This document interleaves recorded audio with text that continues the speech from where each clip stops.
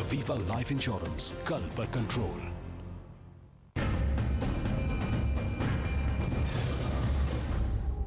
Hello and welcome to Devil's Advocate. As the BJP prepares for its national executive on Thursday, how does it face up to the fact that national opinion polls are showing that its popularity is sharply falling? That's the key question I shall put today to the party's General Secretary and National Spokesperson, Arun Jaitley. Mr. Jaitley, two national opinion polls within a space of 2 weeks showing that even 27 months after the national elections, at a time when you should be benefiting from the anti-incumbency of the government, the Congress is in fact soaring in the polls, the BJP is sharply falling. Do you concede that you have a problem? Well, I am one of those who never rubbishes the polls. The polls may not be accurate. The polls, at a time when there is no election in the offing, may not give you an accurate trend, but the polls are always indicative. And both the polls which I have seen have broadly indicated that there is a 4, 5, 6% voting difference between the UPA and the NDA, with the NDA trailing behind. But I have broadly two reactions to these polls. The first, of course, I concede that there is a gap, and a gap is in favor of the UPA. At the same time, there's an interesting paradox that the polls present. When individual questions are asked about issues and whether they have a comfort level or satisfaction with regard to the performance of the government, barring an issue of handling of foreign policy, where normally the government of the day gets the benefit of doubt, on every other issue, people are completely dissatisfied with the government. Only if you go by the CNN-IBN poll, but if you turn, in fact, to the India Today poll, it shows that in fact today more people think that Congress is better able to handle the problems of the country, it's more concerned about poverty, and it's more secure in terms of giving a stable government. In other words, on all those three critical issues, people have lost faith in the BJP as a party of governance. Let me respond to all these 2-3 issues that you raise. One, let's see the handling of the economy. The handling of the economy has been disastrous. The government is caught in contradictions between the left and the UPA policies. No new policy initiatives are coming. The economy is on a roll at times with an 8% growth rate, essentially because it's entrepreneur driven. Two, let's see the handling of the security situation. If not collapsing, it's crumbling. Let us see the ability to take decisions and enforce them. It's a disastrous situation. Granted, but you're not benefiting from these problems. This is the real thing. Let me just finish this. If, despite the problems that you're accurately pointing out, CNN-IBN says that if a poll were to be held today, Congress would increase its tally by almost 100 seats. The BJP would go down to 82, your worst performance in 17 years. Well, let me tell you, I don't go by these figures, but let's keep the controversy of the figures apart, whether it's how much plus minus it is. The two indications which are coming, the broad two indications, there is a large-scale dissatisfaction with the handling of the governance as far as the UPA is concerned. Quite right, but the BJP is not benefiting. And yet, you have a situation where the UPA may increase in terms of seats. Now, it possibly could be that people feel in midterm that the government must be given a chance, or people feel that some of the issues or the kind of issues that have arisen with us at the time of the poll, really we haven't focused enough on the issues we should have been focused. Can I interrupt? Actually, the political logic in most countries is the other way around. Midterm is when a government is at its lowest point in terms of its popularity, perhaps even its credibility. Midterm is when an opposition actually begins not just to challenge, but to surge ahead in the polls. Psephology is a strange paradox. No, not psephology. In any country in the world. Psephology is a strange paradox. In 2003 and right till January 2004, all polls indicated an NDA landslide. And the results 5 months later indicated something different. Therefore, when the polls are held, people start focusing on the issues, they look for actual results. You can't have a result where inflation is sky high, prices of essential commodities are going up, the security apparatus is crumbling, and people will be happy with the government. But this is exactly the odd scenario that creates the problem for you. The government faces all the critical problems you mentioned, and no one denies it. But rather than the BJP benefiting from it, rather than the BJP showing that suddenly it's positioning itself as a party for the future of this country in the next elections, you are being smashed in the polls, and the government, despite its problems, is soaring. We have to learn the lesson from this poll. And I am, as a BJP member and an activist, I have no hesitation in admitting that the lesson for us from this poll is people are dissatisfied with the government. Why should they not be leaning towards us? And in case they What's the answer to that question? Yeah, therefore, in case they are to lean towards us, we as the opposition have a primary responsibility, one, of focusing on the issues on which people are dissatisfied. Therefore, our intensity on the mismanagement of the economy, the farmers issue, the price rise issue, the security scenario, the weak leadership of the UPA, the contradictions within the UPA, we have to highlight that as an effective opposition. But you're not. Rather than every third day allow some irrelevant controversy within us to surface, which diverts popular opinion from the UPA failure. And you accept, don't you, by that answer, that rather than concentrate on the problems of the government and actually expose them, you have fallen into the trap of allowing irrelevant controversies to sidetrack and distract you? No. Some of the issues which we have raised, just said it. Yes, yes. Some of the issues which we have raised are very vital. But when we have somebody giving a dissident noise within the party, we had this problem in 2004, 2005, we've tried to correct that discipline. Now, today we have to really concentrate on all the issues on which the polls have indicated that there is a UPA failure. And if we concentrate on that... And where you're not concentrating at the moment. Well, I won't say we are not concentrating. I would not say that we are not concentrating. You're not concentrating effectively enough. No.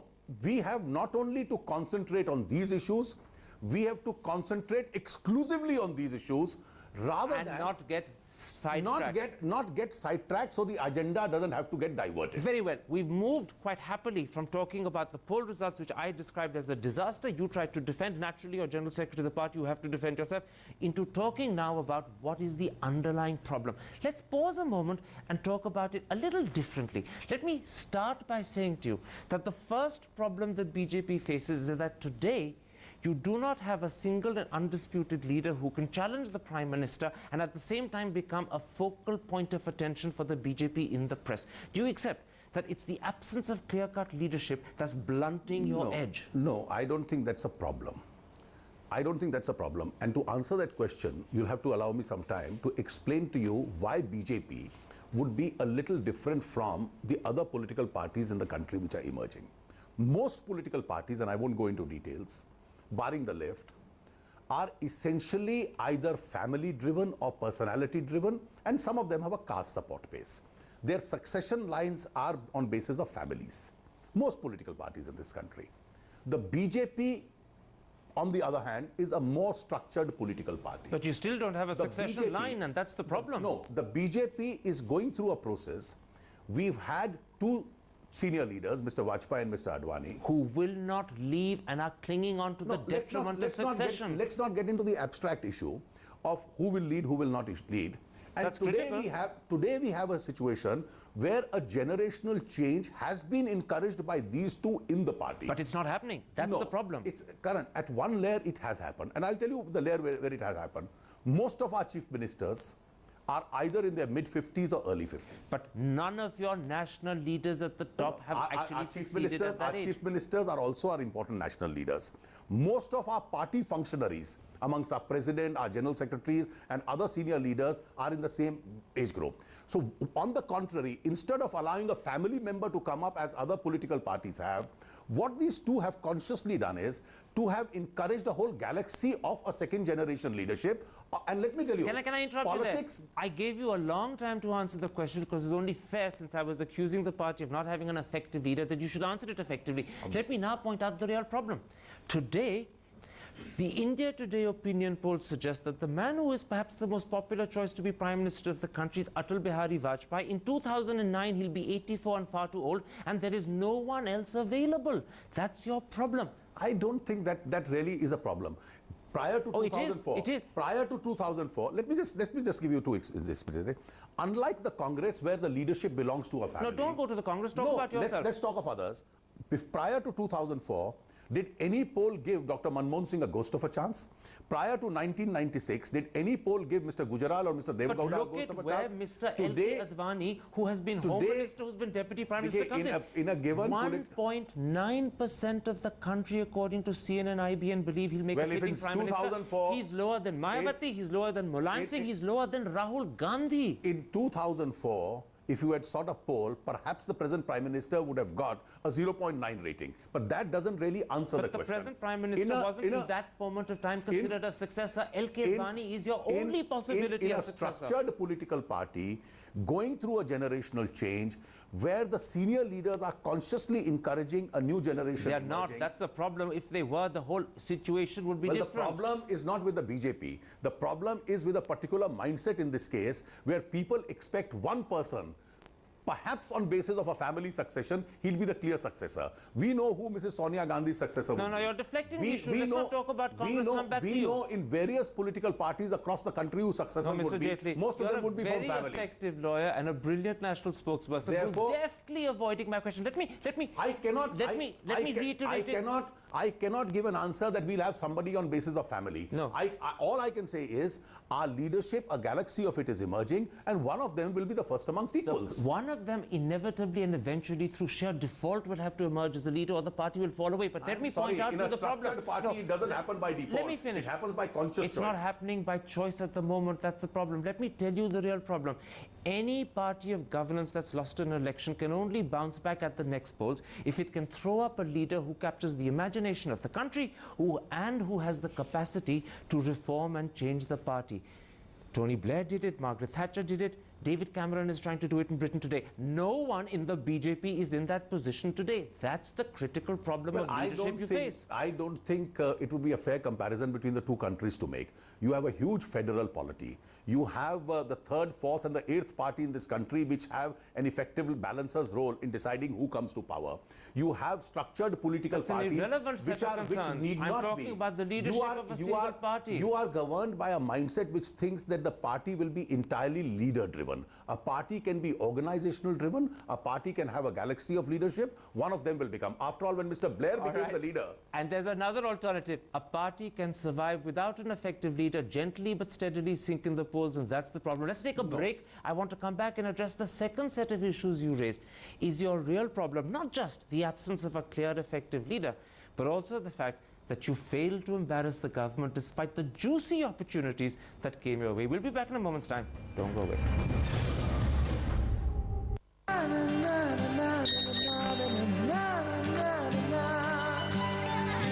The South Indian Bank, a bank for all seasons. But sir... Shut up! Yes, I would like to book a table for two. Sure, sir. Poolside. Your name, sir? Hari Sadhu. What, sir? Hari Sadhu. Sir, may I? Write down Hari Sadhu. H for Hitler, A for arrogant, R for rascal, I for idiot. That's right. You're gonna love this. A rough, dusty Indian road. A helicopter lands. The lovely girl. She runs to the new fusion. She's being chased, zigzagging through the traffic. I love it. Just drop the girl and the chopper. Keep the fusion and the road. Just drop all the nonsense. New Ford Fusion, the no-nonsense car. Elegant. Efficient. Organized. Successful. World-class files, folders and stationery. Solo.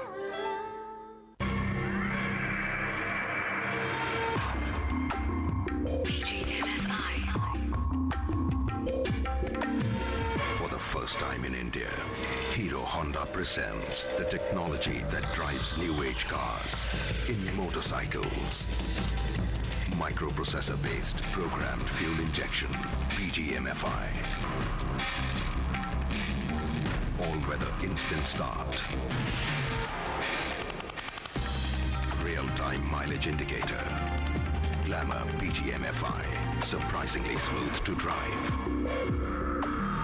Glamour PGMFI. Drive the difference. किसान tomato ketchup आओ बनाए burger बेहतर किसान tomato ketchup आओ बनाए chips बेहतर How does Malvinder Singh plan to transform Ranbaxy into a $5 billion global drugs giant by 2012? What's hurting India's small and medium enterprises? Find out in the latest issue of Business Today, India's #1 business magazine. Business Today for Managing Tomorrow.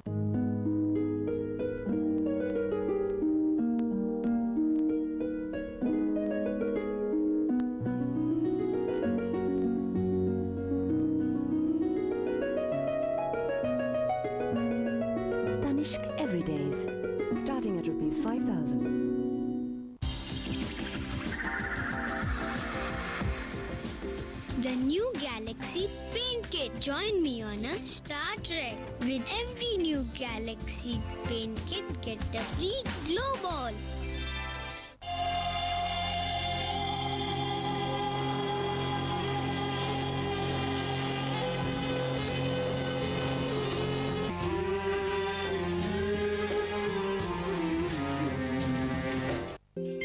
IDBI offers Suvidha Plus. Earn 8.25% interest per annum for 500 days and 8.75% per annum for senior citizens. SMS Plus to 3636. IDBI Bank. Aao, soche bada. The new Safari range starts at 6.4 lakhs.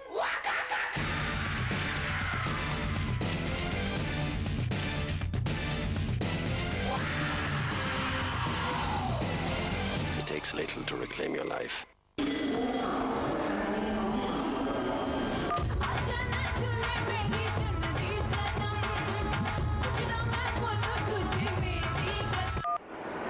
Hello. Hi, W700i Walkman phone with Mega Bass. It's like hearing it live. Sony Ericsson. You're watching CNN-IBN.